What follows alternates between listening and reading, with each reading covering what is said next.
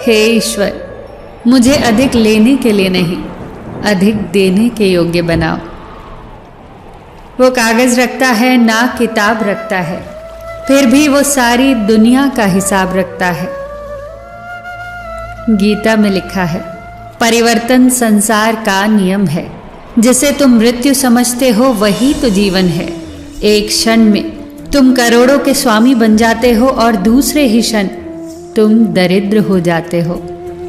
मेरा तेरा, छोटा बड़ा अपना पराया सब छोड़ दो, फिर सब तुम्हारे हैं और तुम सबके हो। भगवान श्री कृष्ण से कितना कुछ छूटा। पहले माँ छूटी, फिर पिता छूटे।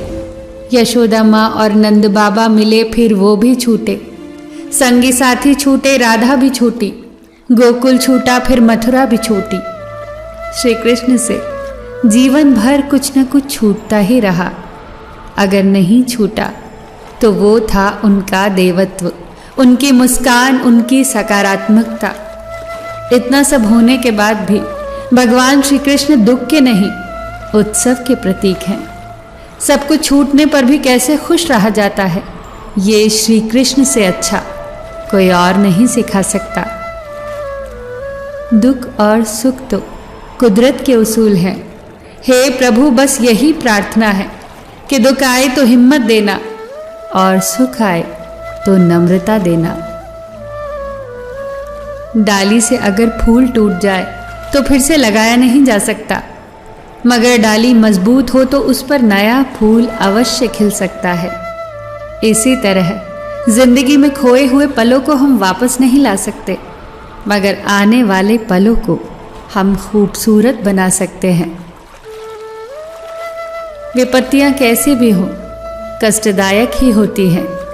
अगर आज आप किसी दूसरे की विपत्ति में निस्वार्थ भाव से मदद करते हैं तो निश्चित ही आपकी भी मदद के लिए कोई न कोई अवश्य सामने आएगा। यही प्रकृति का अटल नियम है। जीवन में कभी आगे होने का घमंड और पीछे होने का अफसोस नहीं करना चाहिए, क्योंकि सेना के दल में खड़े सैनिक को जब सेना प्रमुख पीछे मुड़ने का आदेश देता है तो आगे खड़ा व्यक्ति पीछे और पीछे खड़ा व्यक्ति आगे हो जाता है। इसी प्रकार ईश्वर कब पीछे मुड़ने का आदेश दे दे, कोई नहीं जानता। इंसान घर बदलता है, लिबास बदलता है, रिश्ते बदलता है, दोस्त बदलता है, फिर भी वो परेशान रहता है क्योंकि वो खुद को नहीं बदलता। उम्र भर गालिब यही भूल करता रहा, धूल चेहरे पर थी और आईना साफ करता रहा। जिंदगी जीनी है तो तकलीफ तो होगी ही, वरना मरने के बाद तो जलने का भी एहसास नहीं होता।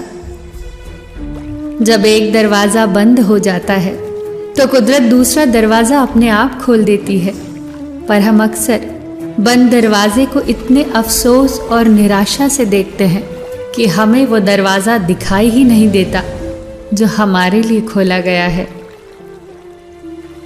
रोज़ाना मंदिर जाना उत्तम है, रोज़ाना जप करना भी उत्तम है, रोज़ाना गीता पढ़ना भी उत्तम है, लेकिन अपने अंदर झांक कर देखना किसी दिन एकांत में बैठकर कि इतना करने के बाद आपके अंदर कोई परिवर्तन हुआ।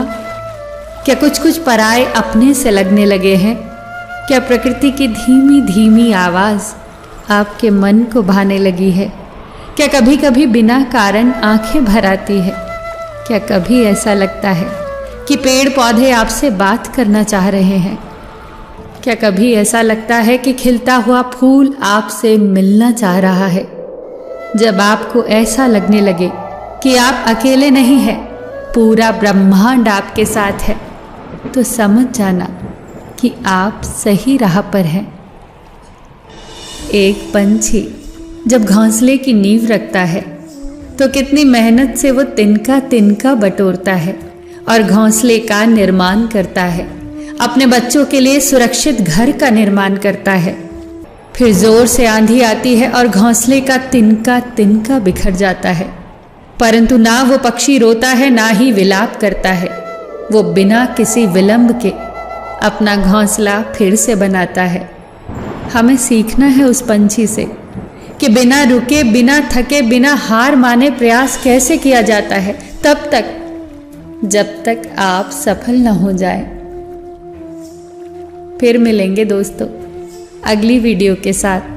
तब तक के लिए अपना ख्याल रखना और हमेशा मुस्कुराते रहना।